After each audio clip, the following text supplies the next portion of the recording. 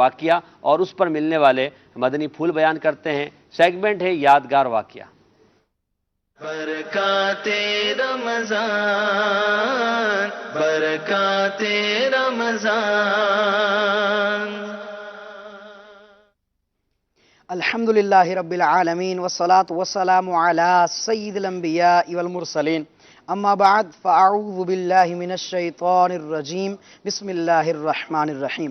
مدنی channel کے ناظرین اور پیارے پیارے مدنی منوں، آپ دیکھ رہے ہیں سیگمنٹ یادگار واقعہ۔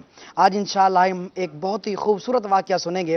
روایتوں میں آتا ہے ایک مرتبہ آقا علیہ السلام مدینے کے باغات میں تشریف لے گئے۔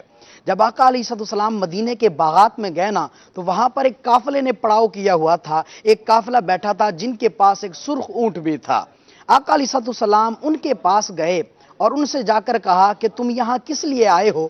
تو ان لوگوں نے کہا ہم یہاں سے کھجوریں خریدنے آئے ہیں، ہم یہاں سے کھجوریں خریدنے آئے ہیں۔ تو حضور نبی کریم صلی اللہ تعالی علیہ وآلہ وسلم نے ان سے اونٹ کے بارے میں پوچھا، اور اونٹ سرخ اونٹ تھا۔ اور مدنی چینل کے ناظرین یاد رکھیے، اہل عرب کو سرخ اونٹ بڑے پسند ہوا کرتے تھے، اور آقا علیہ السلام کو بھی سرخ اونٹ بڑا پسند تھا۔ آقا علیہ السلام نے ارشاد فرمایا کیا تم یہ اونٹ بیچو گے؟ انہوں نے کہا ہاں۔ آقا علیہ السلام نے فرمایا ٹھیک ہے۔ آقا علیہ السلام نے ان سے اونٹ لیا اور ارشاد فرمایا کہ میں رقم تو ساتھ لایا نہیں تھا، جو پرائز وغیرہ ہے وہ تو میں ساتھ لایا نہیں تھا، میں اپنے شہر جا کر تمہیں رقم بھجوا دوں گا۔ آقا علیہ السلام نے اونٹ کی مہار تھامی اور آقا علیہ السلام چل دیے۔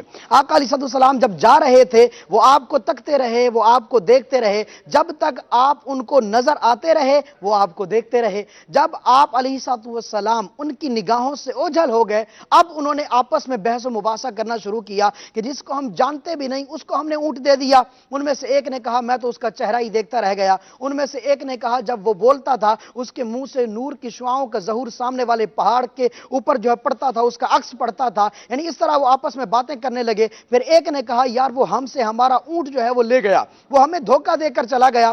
اتنے میں ان کے سردار کی بیوی جو خیمے کی اوڑ میں بیٹھی تھی اس نے کہا کہ خبردار اس طرح کا جملہ نہ کہو، انا ضامنۃ لثمن جملکم، وہ تمہارا اونٹ نہیں لے جا سکتا، اگر وہ تمہیں اونٹ کی قیمت دینے نہ آئے تو اس کی میں ضامنہ ہوں، اس کی رقم تم مجھ سے لے لینا، اس لیے کہ میں نے اس کا چہرہ دیکھا ہے، اس کا چہرہ 14ویں کے چاند کی طرح روشن تھا، وہ جھوٹ بول ہی نہیں سکتا، اس کا چہرہ ایسا روشن تھا، اس کے چہرے سے نور کا ظہور ہو رہا تھا۔ یہاں سے مدنی چینل کے ناظرین ہمیں پتہ چلا کہ جہاں آقا علیہ السلام کو اللہ تبارک و تعالی نے بے مثال حسن و جمال عطا فرمایا تھا، وہیں آقا علیہ السلام کو اللہ تبارک و تعالی نے نور بنا کر بھیجا۔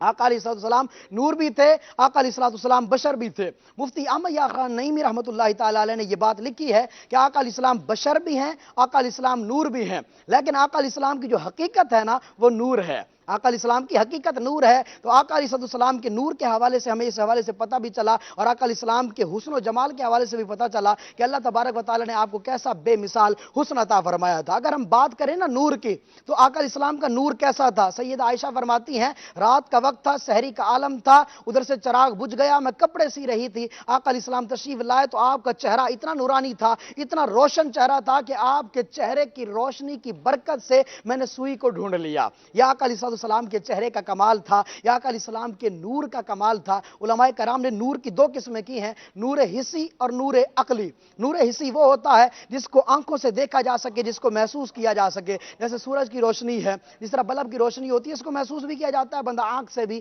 دیکھتا ہے۔ اور ایک نور وہ ہوتا ہے جو نور حسی تو نہیں ہوتا لیکن اس کو نور عقلی کہا جاتا ہے۔ اب نور عقلی کیا ہے کہ جس کو عقل کہے کہ یہ نور ہے، جیسے قرآن کا نور ہے، علم کا نور ہے، یہ نظر تو نہیں آتا لیکن عقل کہتی ہے کہ یہ نور ہے۔ آقا علیہ السلام ایسی مبارک ذات ہیں، ایسی نورانی ذات ہیں کہ آپ عقلی طور پر بھی نور ہیں، عقلاً بھی نور ہیں، اور بعض صحابہ کرام نے آقا علیہ السلام کے نور کا اپنی آنکھوں سے مشاہدہ بھی کیا ہے۔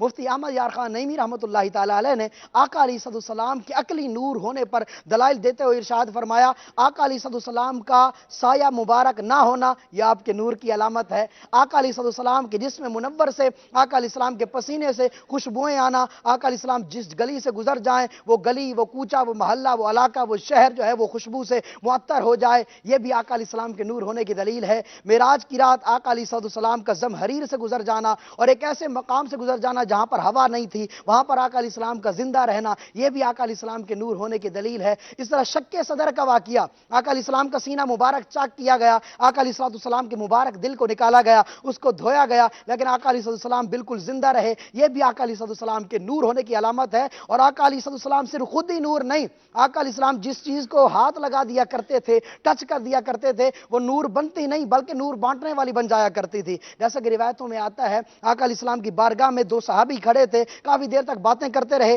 جب وہ جانے لگے نا، ان میں سے ایک کے پاس چھڑی تھی تو وہ روشن ہو گئی، تو وہ اس کی چھڑی کی روشنی کے اندر اپنے گھر کی طرف جا رہے تھے۔ جب ان دونوں کا راستہ جدا ہوا، ایک نے ادھر جانا تھا، ایک نے ادھر جانا تھا، تو اب کیا ہوا، جو دوسرے صحابی کے پاس چھڑی تھی وہ بھی اس چھڑی کی برکت سے روشن ہوگی۔ یوں وہ دونوں صحابہ اپنی چھڑیوں کی روشنی کے اندر اپنے گھروں کو چلے گئے۔ یہ آقا علیہ السلام کے نور کا کمال تھا۔ ایک روایت میں تو یہاں تک ذکر کیا گیا، ایک صحابی فرماتے ہیں آقا علیہ السلام نے میرے چہرے پر اپنے دست اقدس، دست نور، دست فیض، دست رحمت پھیرا، اس کے بعد میرا چہرہ اتنا روشن ہو گیا، میں جس اندھیرے والے گھر میں جاتا وہ گھر روشن ہو جایا کرتا تھا۔ اور ایک صحابی کے چہرے پر اور سینے پر آقا علیہ السلام نے اپنا دست اقدس پھیرا، اس کا کمال یہ ہوا کہ ان کی عمر 90 سال ہو گئی۔ 90 سال عمر ہونے کے باوجود بھی ان کا چہرہ ایسے چمکتا تھا جیسے بجلی کی طرح ان کا چہرہ چمکتا تھا۔ لہٰذا ہمیں پتہ چلا آقا علیہ السلام بشر بھی ہیں، نور بھی ہیں۔ آقا علیہ السلام کو بشر بنا کر بھیجا گیا، لیکن حقیقت آقا علیہ السلام کی نور ہے۔